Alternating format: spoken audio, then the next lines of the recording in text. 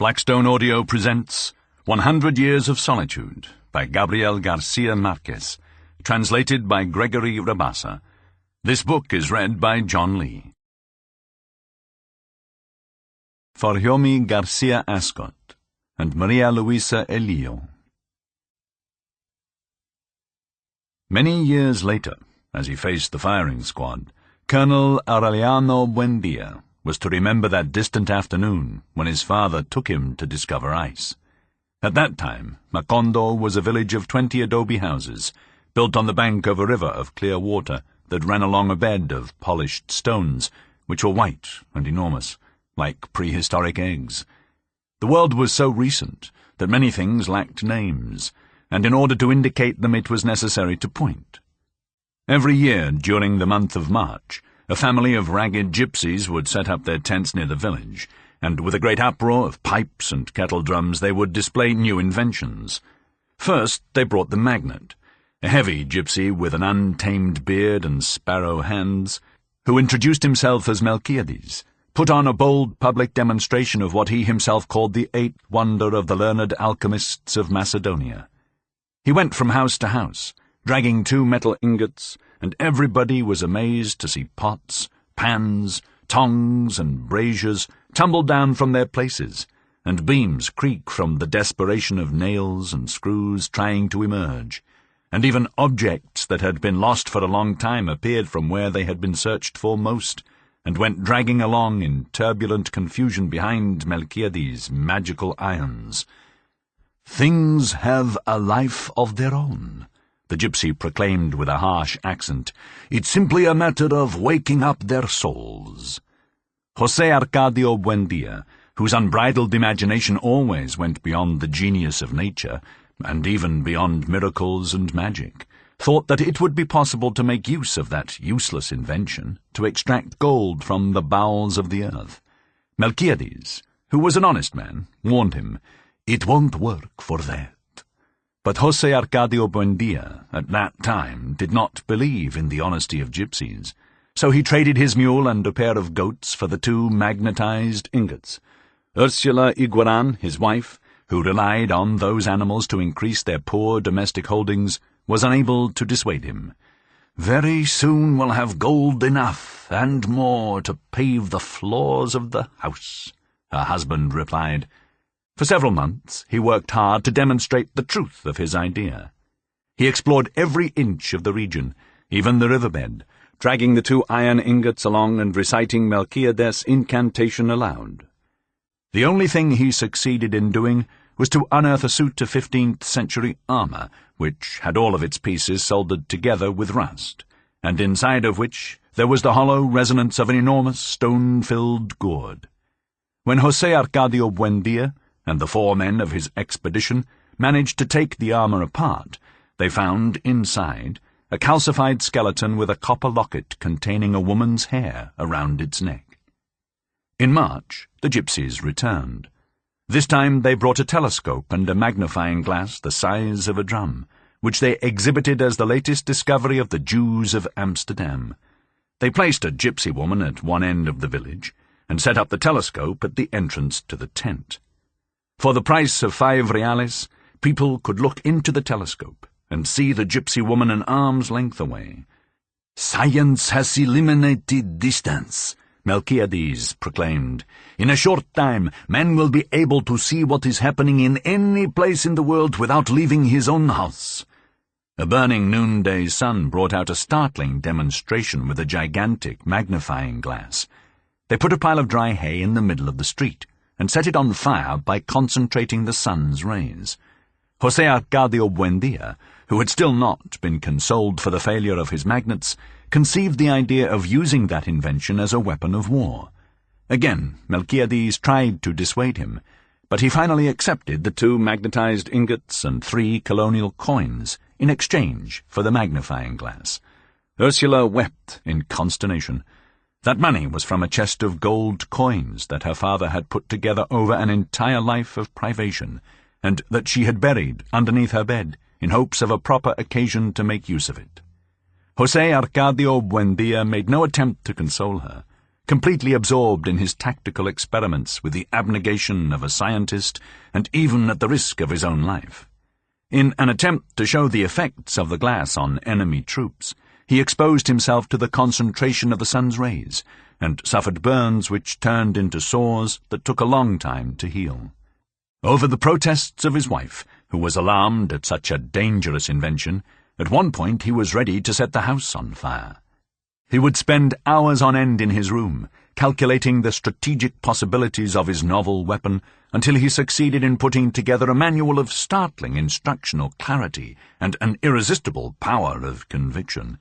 He sent it to the government, accompanied by numerous descriptions of his experiments and several pages of explanatory sketches, by a messenger who crossed the mountains, got lost in measureless swamps, forded stormy rivers, and was on the point of perishing under the lash of despair, plague, and wild beasts, until he found a route that joined the one used by the mules that carried the mail. In spite of the fact that a trip to the capital was little less than impossible at that time, José Arcadio Buendía promised to undertake it as soon as the government ordered him to, so that he could put on some practical demonstrations of his invention for the military authorities, and could train them himself in the complicated art of solar war. For several years he waited for an answer. Finally, tired of waiting, he bemoaned to Melquiades the failure of his project, and the gypsy then gave him a convincing proof of his honesty. He gave him back the doubloons in exchange for the magnifying glass, and he left him, in addition, some Portuguese maps and several instruments of navigation. In his own handwriting he set down a concise synthesis of the studies by monk Hermann, which he left José Arcadio so that he would be able to make use of the astrolabe, the compass, and the sextant. José Arcadio Buendía spent the long months of the rainy season shut up in a small room that he had built in the rear of the house, so that no one would disturb his experiments. Having completely abandoned his domestic obligations, he spent entire nights in the courtyard watching the course of the stars, and he almost contracted sunstroke from trying to establish an exact method to ascertain noon. When he became an expert in the use and manipulation of his instruments, he conceived a notion of space that allowed him to navigate across unknown seas, to visit uninhabited territories, and to establish relations with splendid beings without having to leave his study. That was the period in which he acquired the habit of talking to himself, of walking through the house without paying attention to anyone, as Ursula and the children broke their backs in the garden, growing banana and caladium, cassava and yams, auyama roots and eggplants. Suddenly, without warning, his feverish activity was interrupted and was replaced by a kind of fascination. He spent several days as if he were bewitched, softly repeating to himself a string of fearful conjectures, without giving credit to his own understanding. Finally, one Tuesday in December, at lunchtime, all at once he released the whole weight of his torment. The children would remember for the rest of their lives the august solemnity with which their father, devastated by his prolonged vigil and by the wrath of his imagination, revealed his discovery to them. "The earth is round, like an orange." Ursula lost her patience. "If you have to go crazy, please go crazy all by yourself," she shouted, "but don't try to put your gypsy ideas into the heads of the children." José Arcadio Buendía, impassive, did not let himself be frightened by the desperation of his wife, who, in a seizure of rage, smashed the astrolabe against the floor. He built another one. He gathered the men of the village in his little room, and he demonstrated to them, with theories that none of them could understand, the possibility of returning to where one had set out by consistently sailing east. The whole village was convinced that José Arcadio Buendía had lost his reason, when Melquiades returned to set things straight. He gave public praise to the intelligence of a man who, from pure astronomical speculation, had evolved a theory that had already been proved in practice, although unknown in Macondo until then, and as a proof of his admiration, he made him a gift that was to have a profound influence on the future of the village, the laboratory of an alchemist. By then Melquiades had aged with surprising rapidity. On his first trips, he seemed to be the same age as José Arcadio Buendía. But while the latter had preserved his extraordinary strength, which permitted him to pull down a horse by grabbing its ears, the gypsy seemed to have been worn down by some tenacious illness. It was, in reality, the result of multiple and rare diseases contracted on his innumerable trips around the world. According to what he himself said, as he spoke to José Arcadio Buendía while helping him set up the laboratory, death followed him everywhere, sniffing at the cuffs of his pants, but never deciding to give him the final clutch of its claws. He was a fugitive from all the plagues and catastrophes that had ever lashed mankind. He had survived pellagra in Persia, scurvy in the Malayan archipelago, leprosy in Alexandria, beriberi in Japan, bubonic plague in Madagascar, an earthquake in Sicily, and a disastrous shipwreck in the Strait of Magellan. That prodigious creature, said to possess the keys of Nostradamus, was a gloomy man, enveloped in a sad aura, with an Asiatic look that seemed to know what there was on the other side of things.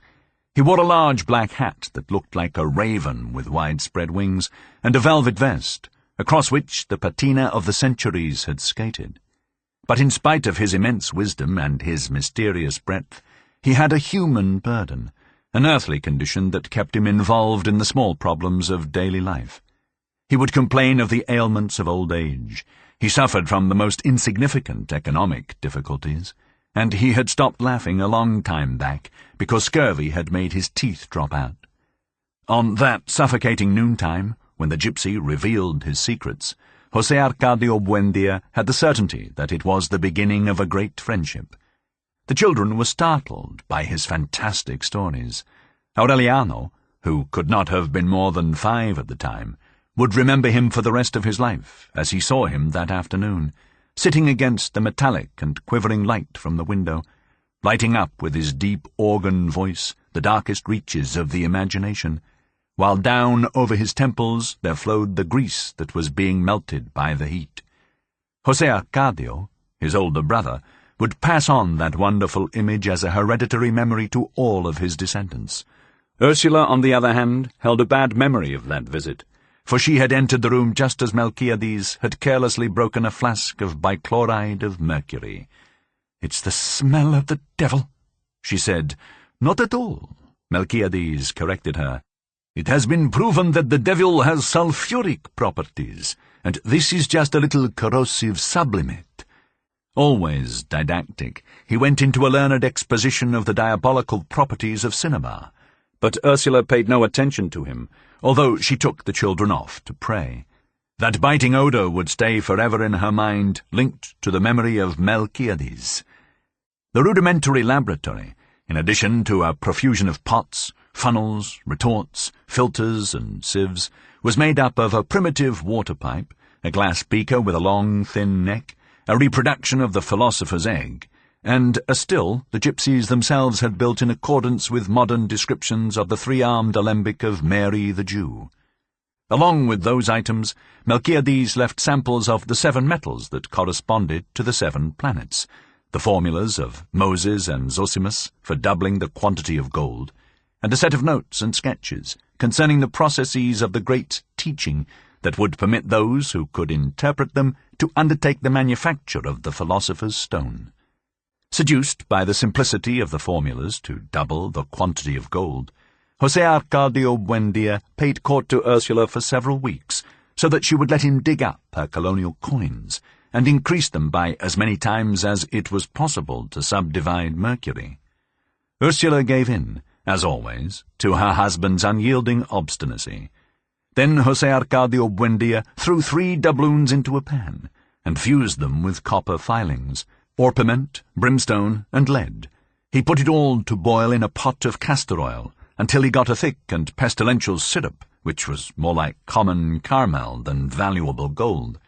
In risky and desperate processes of distillation, melted with the 7 planetary metals, mixed with hermetic mercury and vitriol of Cyprus, and put back to cook in hog fat for lack of any radish oil, Ursula's precious inheritance was reduced to a large piece of burnt hog cracklings that was firmly stuck to the bottom of the pot.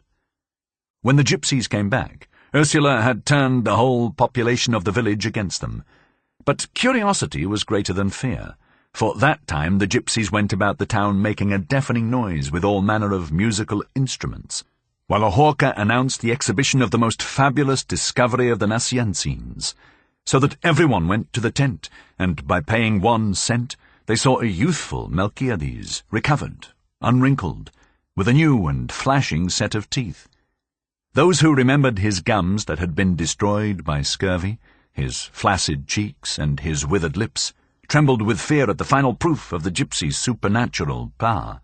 The fear turned into panic when Melquiades took out his teeth, intact, encased in their gums, and showed them to the audience for an instant, a fleeting instant, in which he went back to being the same decrepit man of years past, and put them back again and smiled once more with the full control of his restored youth. Even José Arcadio Buendía himself considered that Melquiades' knowledge had reached unbearable extremes, but he felt a healthy excitement when the gypsy explained, to him alone, the workings of his false teeth. It seemed so simple and so prodigious at the same time that overnight he lost all interest in his experiments in alchemy. He underwent a new crisis of bad humour.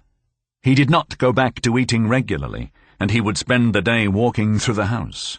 "Incredible things are happening in the world," he said to Ursula. "Right there across the river there are all kinds of magical instruments, while we keep on living like donkeys." Those who had known him since the foundation of Macondo were startled at how much he had changed under Melquiades' influence. At first, José Arcadio Buendía had been a kind of youthful patriarch, who would give instructions for planting and advice for the raising of children and animals, and who collaborated with everyone, even in the physical work, for the welfare of the community. Since his house, from the very first, had been the best in the village, the others had been built in its image and likeness. It had a small, well-lighted living room, a dining room in the shape of a terrace with gaily coloured flowers, 2 bedrooms, a courtyard with a gigantic chestnut tree, a well-kept garden, and a corral where goats, pigs, and hens lived in peaceful communion. The only animals that were prohibited, not just in his house but in the entire settlement, were fighting cocks. Ursula's capacity for work was the same as that of her husband. Active, small, severe, that woman of unbreakable nerves, who at no moment in her life had been heard to sing, seemed to be everywhere, from dawn until quite late at night, always pursued by the soft whispering of her stiff, starched petticoats. Thanks to her, the floors of tamped earth, the unwhitewashed mud walls, the rustic wooden furniture they had built themselves were always clean, and the old chests where they kept their clothes exhaled the warm smell of basil. José Arcadio Buendía, who was the most enterprising man ever to be seen in the village, had set up the placement of the houses in such a way that from all of them one could reach the river and draw water with the same effort, and he had lined up the streets with such good sense that no house got more sun than another during the hot time of day. Within a few years Macondo was a village that was more orderly and hard-working than any known until then by its 300 inhabitants. It was a truly happy village, where no one was over 30 years of age, and where no one had died. Since the time of its founding, José Arcadio Buendía had built traps and cages. In a short time he filled not only his own house, but all of those in the village with troupials, canaries, bee-eaters, and redbreasts. The concert of so many different birds became so disturbing that Ursula would plug her ears with beeswax so as not to lose her sense of reality. The first time that Melquiades' tribe arrived, selling glass balls for headaches, everyone was surprised that they had been able to find that village, lost in the drowsiness of the swamp, and the gypsies confessed that they had found their way by the song of the birds. That spirit of social initiative disappeared in a short time, pulled away by the fever of the magnates, the astronomical calculations, the dreams of transmutation, and the urge to discover the wonders of the world. From a clean and active man, José Arcadio Buendía changed into a man lazy in appearance, careless in his dress, with a wild beard that Ursula managed to trim with great effort, and a kitchen knife. There were many who considered him the victim of some strange spell, But even those most convinced of his madness left work and family to follow him when he brought out his tools to clear the land, and asked the assembled group to open a way that would put Macondo in contact with the great inventions. José Arcadio Buendía was completely ignorant of the geography of the region.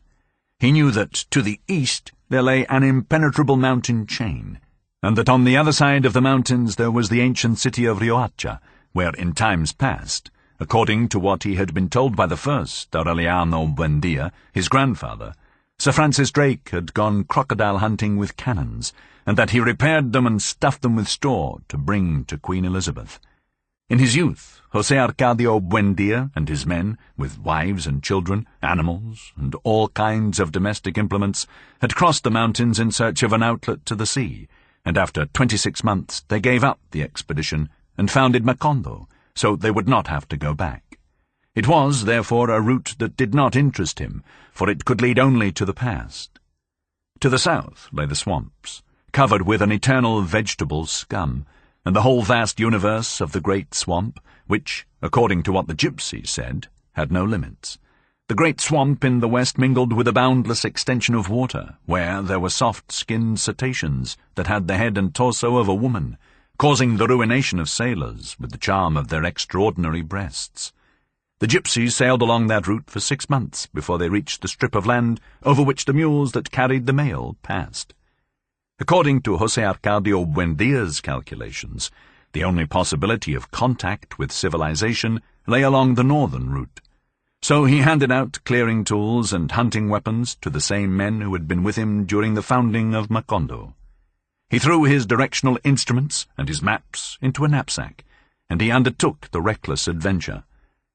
During the first days they did not come across any appreciable obstacle. They went down along the stony bank of the river to the place where, years before, they had found the soldiers' armour, and from there they went into the woods along a path between wild orange trees. At the end of the first week they killed and roasted a deer, but they agreed to eat only half of it and salt the rest for the days that lay ahead. With that precaution, they tried to postpone the necessity of having to eat macaws, whose blue flesh had a harsh and musky taste. Then, for more than 10 days, they did not see the sun again. The ground became soft and damp, like volcanic ash, and the vegetation was thicker and thicker, and the cries of the birds and the uproar of the monkeys became more and more remote, and the world became eternally sad. The men on the expedition felt overwhelmed by their most ancient memories in that paradise of dampness and silence, going back to before original sin, as their boots sank into pools of steaming oil, and their machetes destroyed bloody lilies and golden salamanders.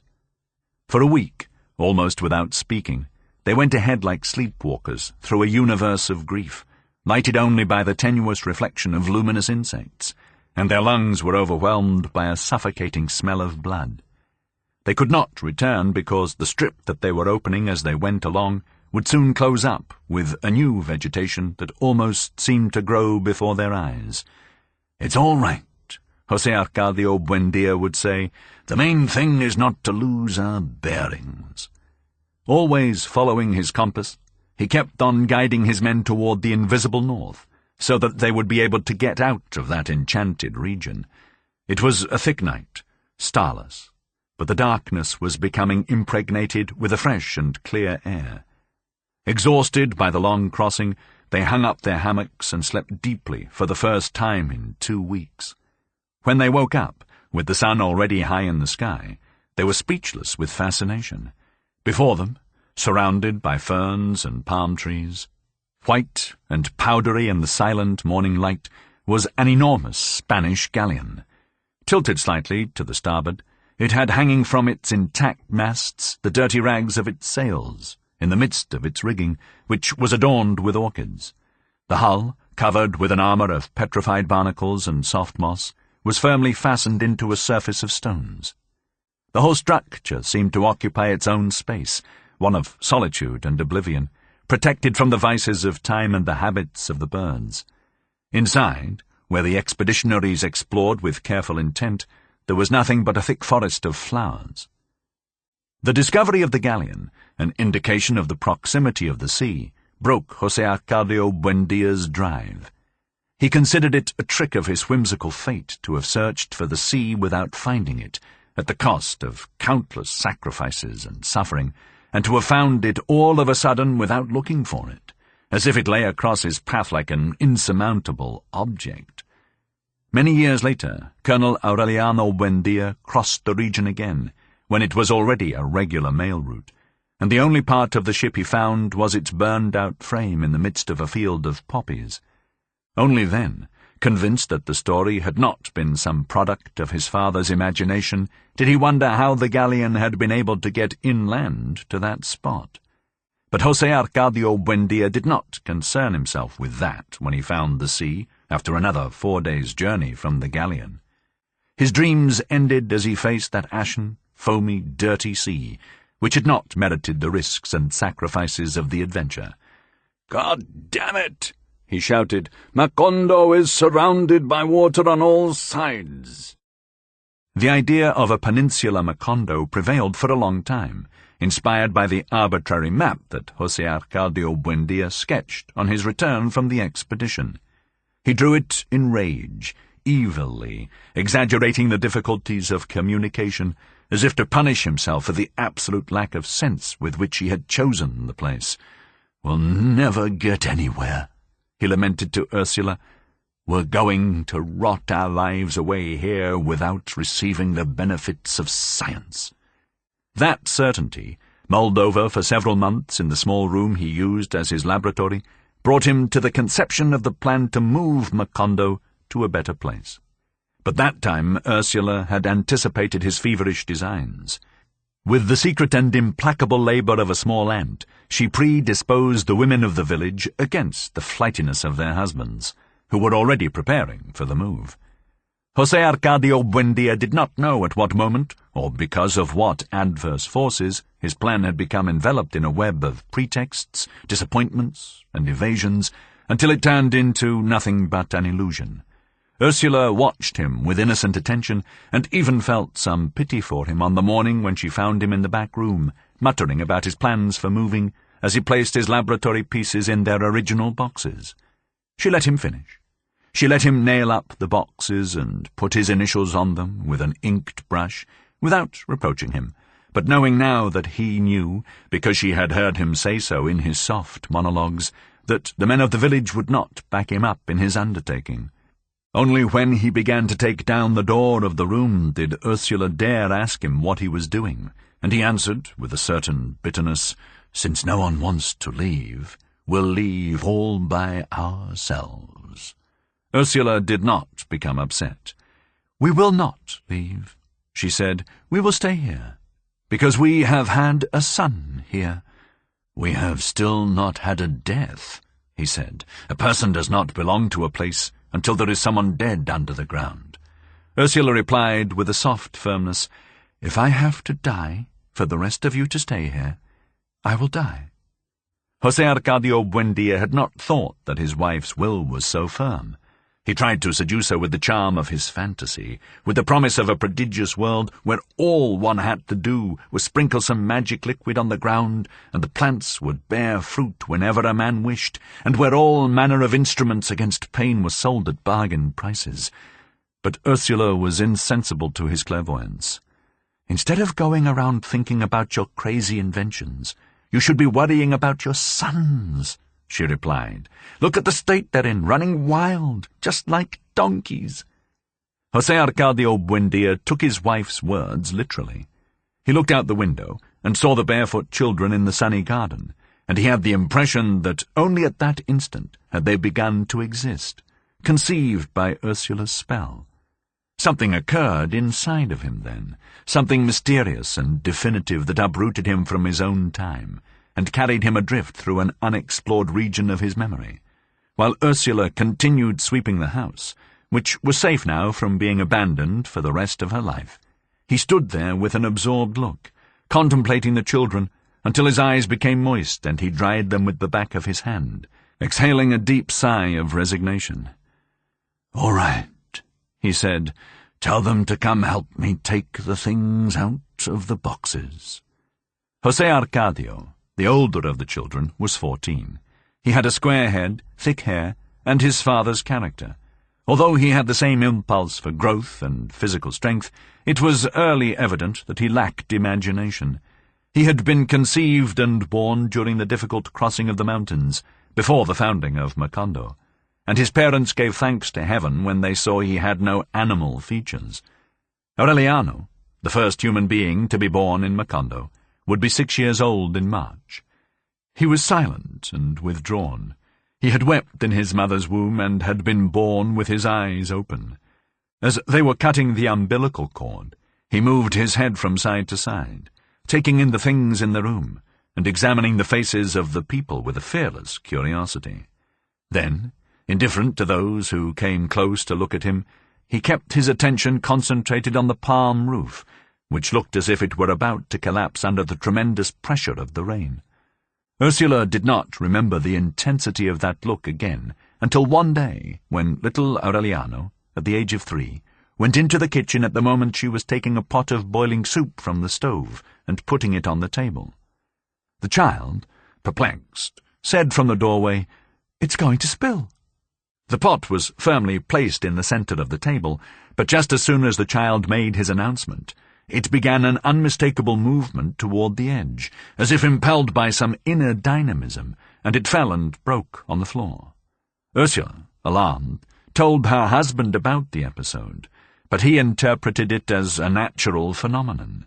That was the way he always was, alien to the existence of his sons, partly because he considered childhood as a period of mental insufficiency, and partly because he was always too absorbed in his fantastic speculations.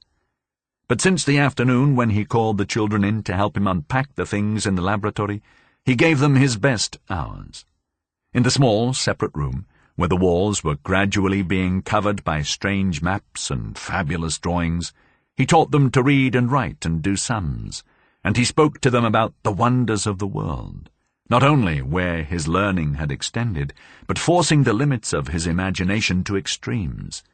It was in that way that the boys ended up learning that in the southern extremes of Africa there were men so intelligent and peaceful that their only pastime was to sit and think, and that it was possible to cross the Aegean Sea on foot by jumping from island to island, all the way to the port of Salonika.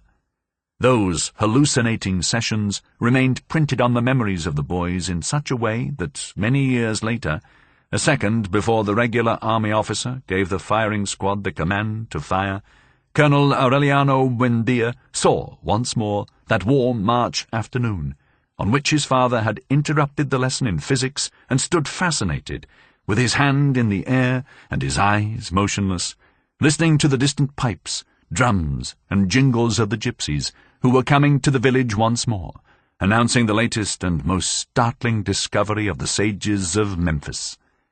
They were new gypsies, young men and women who knew only their own language, handsome specimens with oily skins and intelligent hands, whose dances and music sowed a panic of uproarious joy through the streets, with parrots painted all colors reciting Italian arias, and a hen who laid 100 golden eggs to the sound of a tambourine, and a trained monkey who read minds, and the multiple-use machine that could be used at the same time to sew on buttons and reduce fevers, and the apparatus to make a person forget his bad memories, and a poultice to lose time, and 1,000 more inventions so ingenious and unusual that José Arcadio Buendía must have wanted to invent a memory machine so that he could remember them all.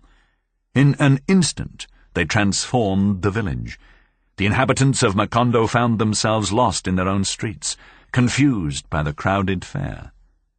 Holding a child by each hand, so as not to lose them in the tumult, bumping into acrobats with gold-capped teeth and jugglers with 6 arms, suffocated by the mingled breath of manure and sandals that the crowd exhaled, José Arcadio Buendía went about everywhere like a madman, looking for Melquiades, so that he could reveal to him the infinite secrets of that fabulous nightmare. He asked several gypsies, who did not understand his language. Finally he reached the place where Melquiades used to set up his tent, and he found a taciturn Armenian who, in Spanish, was hawking a syrup to make oneself invisible. He had drunk down a glass of the amber substance in one gulp, as José Arcadio Buendía elbowed his way through the absorbed group that was witnessing the spectacle, and was able to ask his question. The gypsy wrapped him in the frightful climate of his look, before he turned into a puddle of pestilential and smoking pitch, over which the echo of his reply still floated. "Melquiades is dead." Upset by the news, José Arcadio Buendía stood motionless, trying to rise above his affliction until the group dispersed, called away by other artifices, and the puddle of the taciturn Armenian evaporated completely. Other gypsies confirmed later on that Melquiades had in fact succumbed to the fever on the beach at Singapore, and that his body had been thrown into the deepest part of the Java Sea. The children had no interest in the news. They insisted that their father take them to see the overwhelming novelty of the sages of Memphis that was being advertised at the entrance of a tent that, according to what was said, had belonged to King Solomon. They insisted so much that José Arcadio Buendía paid the 30 reales and led them into the centre of the tent, where there was a giant with a hairy torso and a shaved head, with a copper ring in his nose, and a heavy iron chain on his ankle, watching over a pirate chest. When it was opened by the giant, the chest gave off a glacial exhalation. Inside there was only an enormous, transparent block, with infinite internal needles in which the light of the sunset was broken up into coloured stars. Disconcerted, knowing that the children were waiting for an immediate explanation, José Arcadio Buendía ventured a murmur. "It's the largest diamond in the world." "No," the gypsy countered, "it's ice." José Arcadio Buendía, without understanding, stretched out his hand toward the cake, but the giant moved it away. "5 reales more to touch it," he said.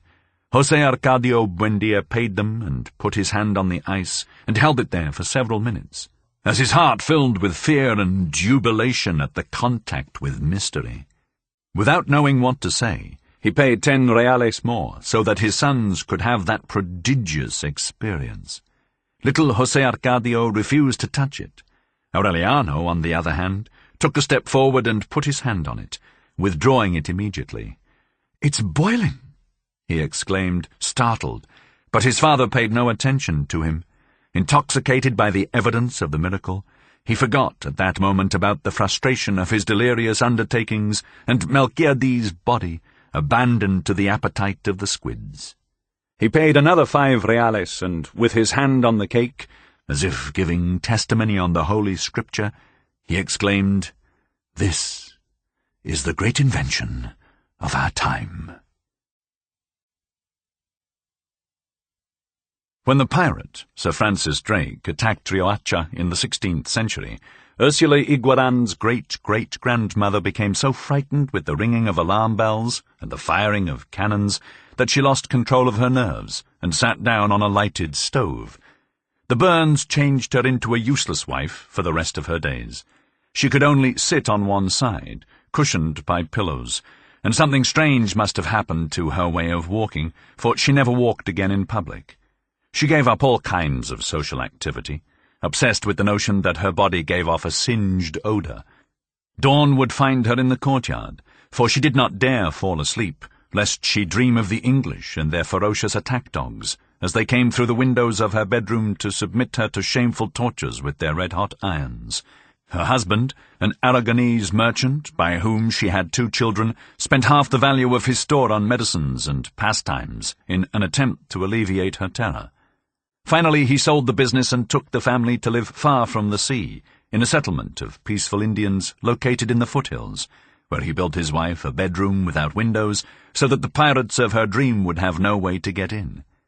In that hidden village there was a native-born tobacco planter who had lived there for some time, Don José Arcadio Buendía, with whom Ursula's great-grandfather established a partnership that was so lucrative that within a few years they made a fortune.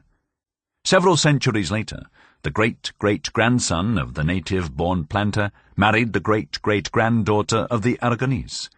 Therefore, every time that Ursula became exercised over her husband's mad ideas, she would leap back over 300 years of fate and cursed the day that Sir Francis Drake had attacked Rioja.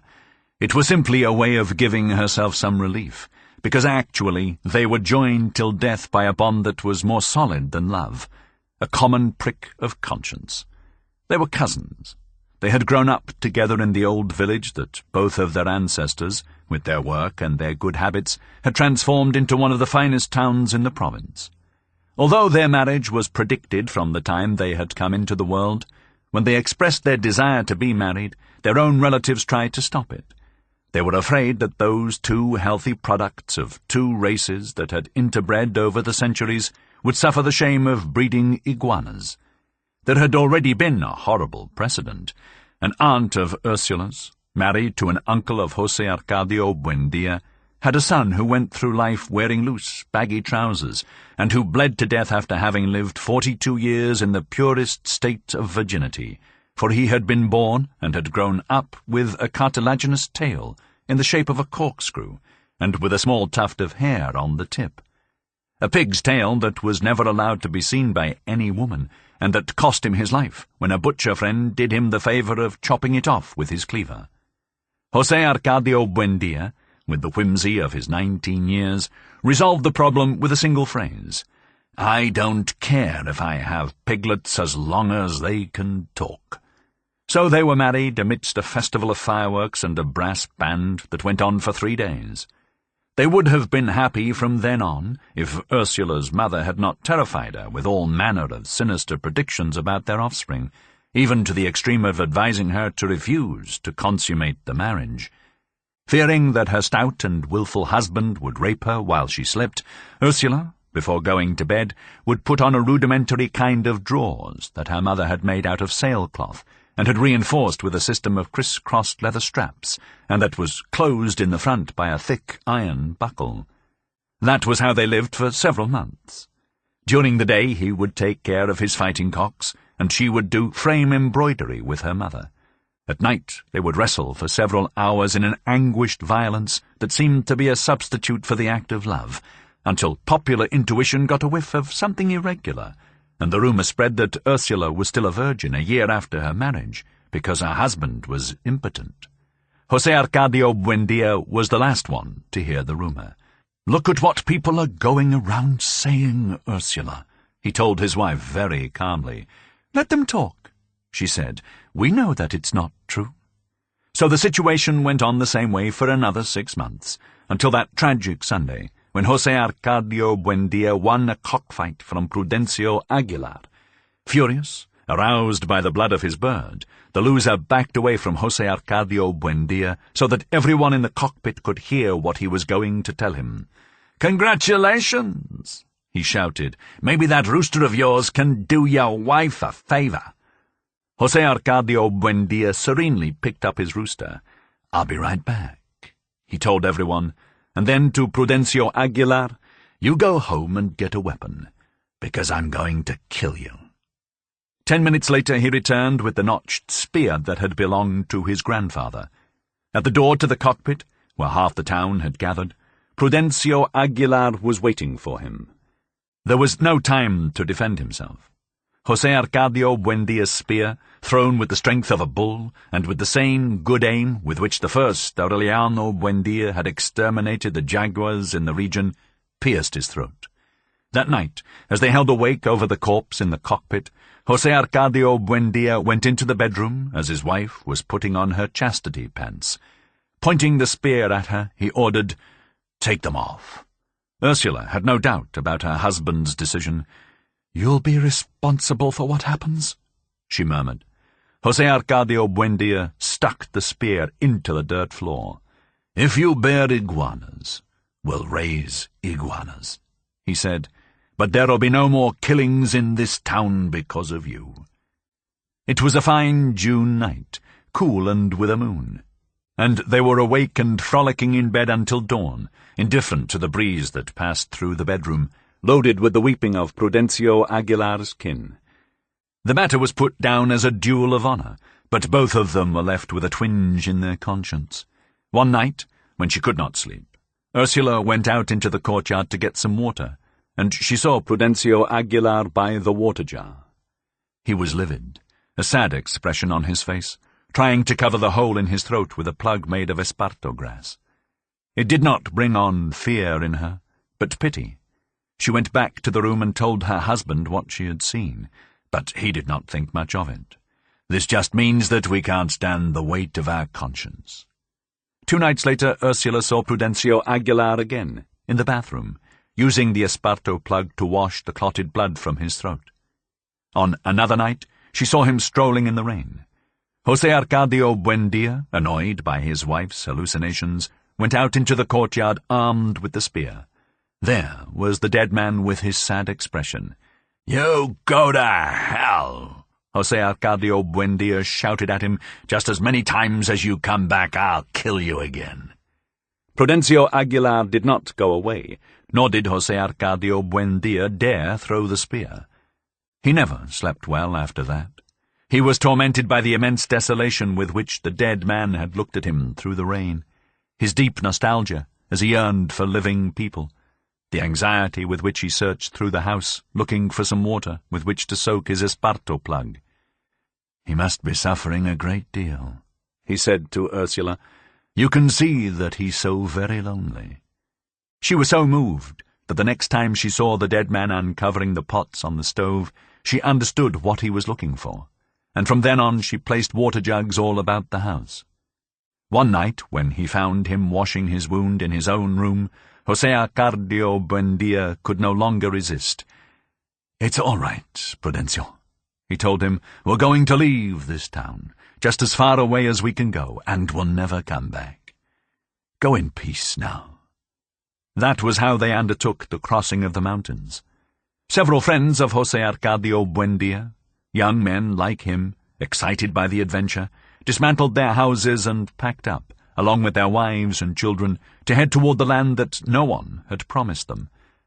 Before he left, José Arcadio Buendía buried the spear in the courtyard, and, one after the other, he cut the throats of his magnificent fighting cocks, trusting that in that way he could give some measure of peace to Prudencio Aguilar.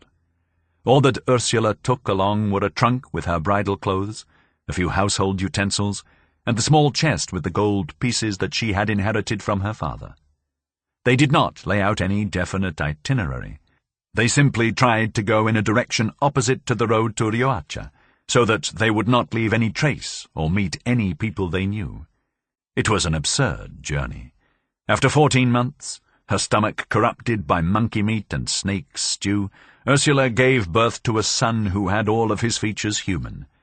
She had travelled half of the trip in a hammock that 2 men carried on their shoulders, because swelling had disfigured her legs, and her varicose veins had puffed up like bubbles. Although it was pitiful to see them with their sunken stomachs and languid eyes, the children survived the journey better than their parents, and most of the time it was fun for them. One morning, after almost 2 years of crossing, they became the first mortals to see the western slopes of the mountain range. From the cloudy summit they saw the immense aquatic expanse of the great swamp as it spread out toward the other side of the world. But they never found the sea. One night, after several months of lost wanderings through the swamps, far away now from the last Indians they had met on their way, they camped on the banks of a stony river whose waters were like a torrent of frozen glass. Years later, during the Second Civil War, Colonel Aureliano Buendía tried to follow that same route in order to take Riohacha by surprise, and after 6 days of travelling he understood that it was madness. Nevertheless, the night on which they camped beside the river, his father's host had the look of shipwrecked people with no escape. But their number had grown during the crossing, and they were all prepared, and they succeeded, to die of old age. José Arcadio Buendía dreamed that night that right there a noisy city with houses having mirror walls rose up. He asked what city it was, and they answered him with a name that he had never heard, that had no meaning at all, but that had a supernatural echo in his dream. Macondo.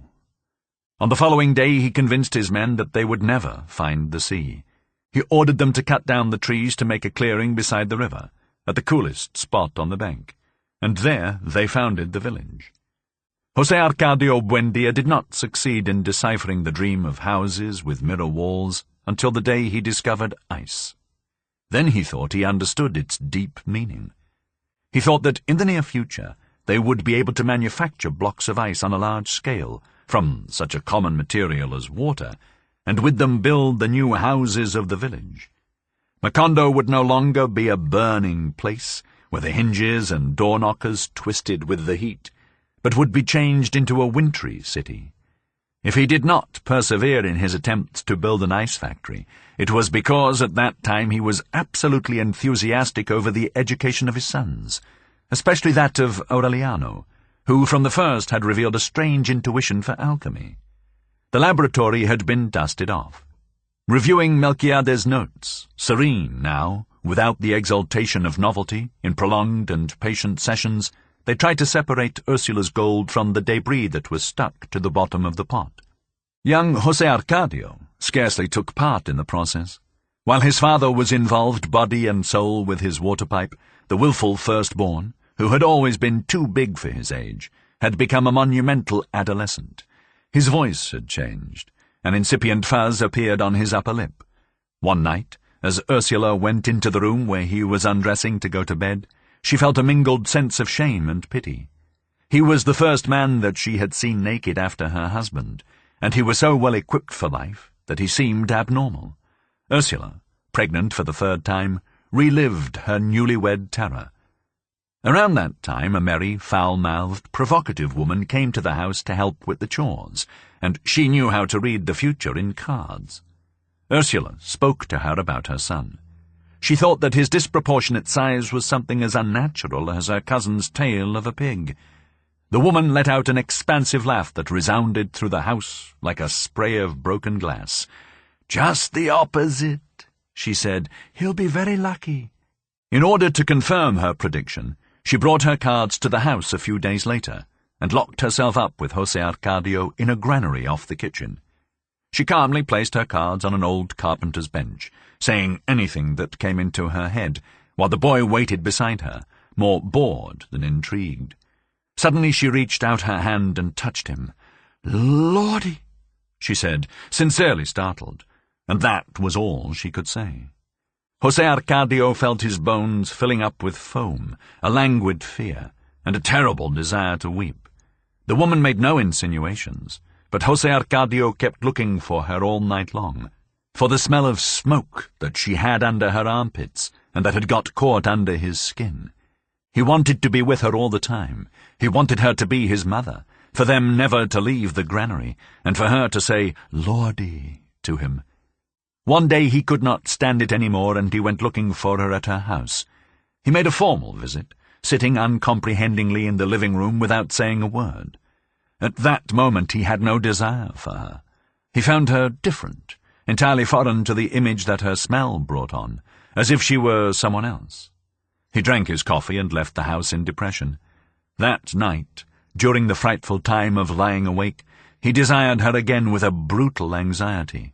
But he did not want her that time as she had been in the granary, but as she had been that afternoon. Days later the woman suddenly called him to her house, where she was alone with her mother, and she had him come into the bedroom with the pretext of showing him a deck of cards.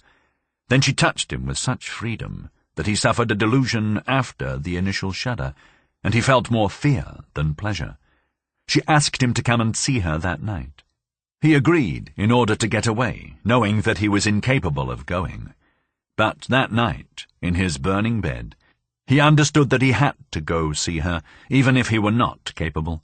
He got dressed by feel, listening in the dark to his brother's calm breathing, the dry cough of his father in the next room, the asthma of the hens in the courtyard, the buzz of the mosquitoes, the beating of his heart, and the inordinate bustle of a world that he had not noticed until then, and he went out into the sleeping street. With all his heart he wanted the door to be barred, and not just closed, as she had promised him. But it was open. He pushed it with the tips of his fingers, and the hinges yielded with a mournful and articulate moan that left a frozen echo inside of him. From the moment he entered, sideways and trying not to make a noise, he caught the smell. He was still in the hallway, where the woman's 3 brothers had their hammocks in positions that he could not see, and that he could not determine in the darkness, as he felt his way along the hall, to push open the bedroom door and get his bearings there, so as not to mistake the bed. He found it.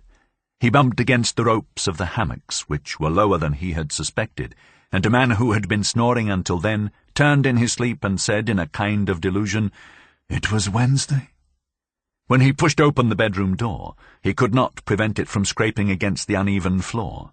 Suddenly, in the absolute darkness, he understood with a hopeless nostalgia that he was completely disoriented. Sleeping in the narrow room were the mother, another daughter with her husband and 2 children, and the woman, who may not have been there. He could have guided himself by the smell, if the smell had not been all over the house, so devious and at the same time so definite as it had always been on his skin. He did not move for a long time, wondering in fright how he had ever got to that abyss of abandonment, when a hand with all its fingers extended and feeling about in the darkness touched his face. He was not surprised, for without knowing, he had been expecting it. Then he gave himself over to that hand, and in a terrible state of exhaustion, he let himself be led to a shapeless place where his clothes were taken off, and he was heaved about like a sack of potatoes and thrown from one side to the other in a bottomless darkness in which his arms were useless, where it no longer smelled of woman but of ammonia, and where he tried to remember her face and found before him the face of Ursula, confusedly aware that he was doing something that, for a very long time, he had wanted to do, but that he had imagined could really never be done, not knowing what he was doing because he did not know where his feet were, or where his head was, or whose feet or whose head, and feeling that he could no longer resist the glacial rumbling of his kidneys and the air of his intestines, and fear, and the bewildered anxiety to flee, and at the same time stay forever in that exasperated silence and that fearful solitude. Her name was Pilar Ternera. She had been part of the exodus that ended with the founding of Macondo, dragged along by her family in order to separate her from the man who had raped her at 14 and had continued to love her until she was 22, but who never made up his mind to make the situation public because he was a man apart. He promised to follow her to the ends of the earth, but only later on, when he put his affairs in order, and she had become tired of waiting for him, always identifying him with the tall and short, blonde and brunette men that her cards promised from land and sea within 3 days, 3 months, or 3 years. With her waiting, she had lost the strength of her thighs, the firmness of her breasts, her habit of tenderness, but she kept the madness of her heart intact. Maddened by that prodigious plaything, José Arcadio followed her path every night through the labyrinth of the room. On a certain occasion he found the door barred, and he knocked several times, knowing that if he had the boldness to knock the first time, he would have had to knock until the last. And after an interminable wait she opened the door for him. During the day, lying down to dream, he would secretly enjoy the memories of the night before. But when she came into the house, merry, indifferent, chatty, he did not have to make any effort to hide his tension, because that woman, whose explosive laugh frightened off the doves, had nothing to do with the invisible power that taught him how to breathe from within and control his heartbeats, and that had permitted him to understand why men are afraid of death. He was so wrapped up in himself that he did not even understand the joy of everyone when his father and his brother aroused the household with the news that they had succeeded in penetrating the metallic debris and had separated Ursula's gold. They had succeeded, as a matter of fact, after putting in complicated and persevering days at it.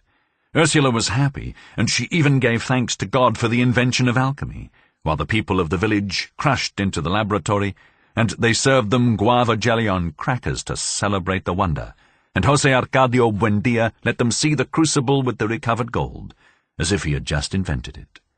Showing it all around, he ended up in front of his older son, who, during the past few days, had barely put in an appearance in the laboratory. He put the dry and yellowish mass in front of his eyes and asked him, "What does it look like to you?" José Arcadio answered sincerely, "Dog shit." His father gave him a blow with the back of his hand that brought out blood and tears. That night Pilar Ternera put arnica compresses on the swelling, feeling about for the bottle and cotton in the dark, and she did everything she wanted with him as long as it did not bother him, making an effort to love him without hurting him. They reached such a state of intimacy that later, without realizing it, they were whispering to each other. "I want to be alone with you," he said. "One of these days I'm going to tell everybody, and we can stop all of this sneaking around." She did not try to calm him down. "That would be fine," she said, "if we're alone. We'll leave the lamp lighted so that we can see each other, and I can holler as much as I want, without anybody's having to butt in, and you can whisper in my ear any crap you can think of." That conversation, the biting rancor that he felt against his father, and the imminent possibility of wild love, inspired a serene courage in him. In a spontaneous way, without any preparation, he told everything to his brother.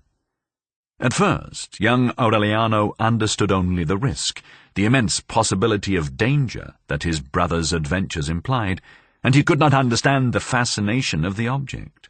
Little by little he became contaminated with the anxiety. He wondered about the details of the dangers. He identified himself with the suffering and enjoyment of his brother. He felt frightened and happy. He would stay awake, waiting for him until dawn, in the solitary bed that seemed to have a bottom of live coals, and they would keep on talking until it was time to get up, so that both of them soon suffered from the same drowsiness, felt the same lack of interest in alchemy and the wisdom of their father, and they took refuge in solitude. "Those kids are out of their heads," Ursula said. "They must have worms." She prepared a repugnant potion for them, made out of mashed worm seed, which they both drank with unforeseen stoicism, and they sat down at the same time on their pots 11 times in a single day, expelling some rose-coloured parasites that they showed to everybody with great jubilation, for it allowed them to deceive Ursula as to the origin of their distractions and drowsiness.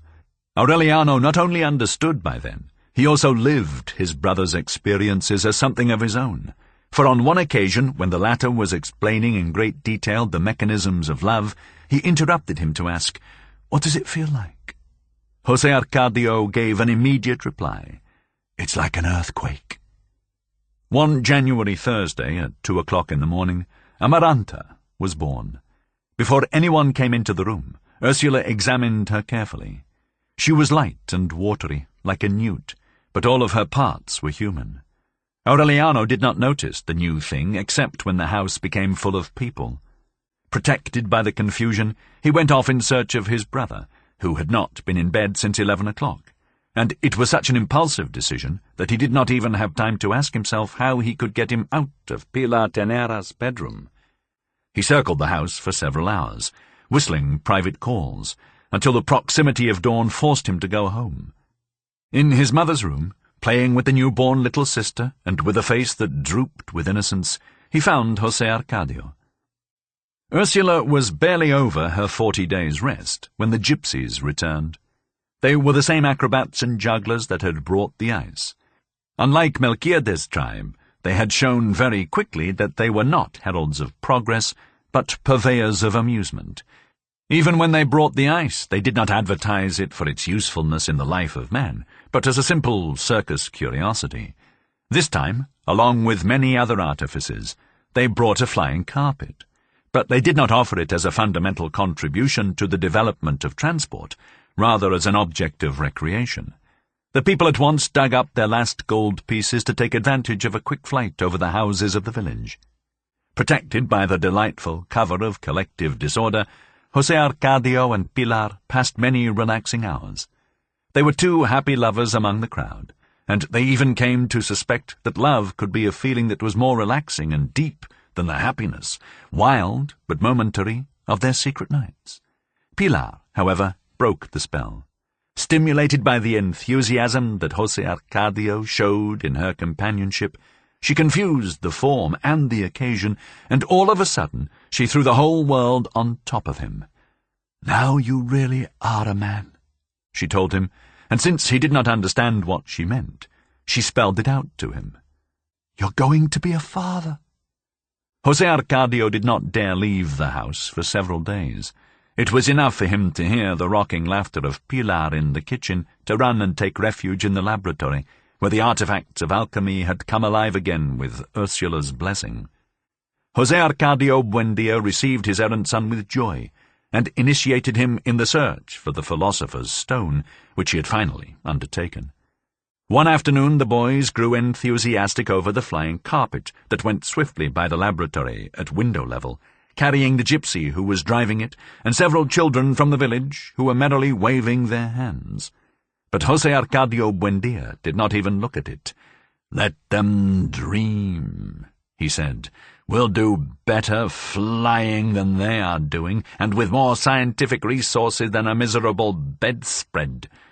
In spite of his feigned interest, José Arcadio never understood the powers of the philosopher's egg, which, to him, looked like a poorly blown bottle. He did not succeed in escaping from his worries. He lost his appetite, and he could not sleep.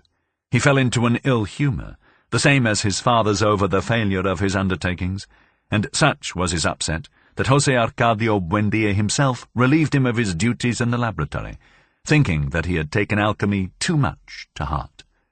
Aureliano, of course, understood that his brother's affliction did not have its source in the search for the philosopher's stone, but he could not get into his confidence. He had lost his former spontaneity. From an accomplice and a communicative person, he had become withdrawn and hostile.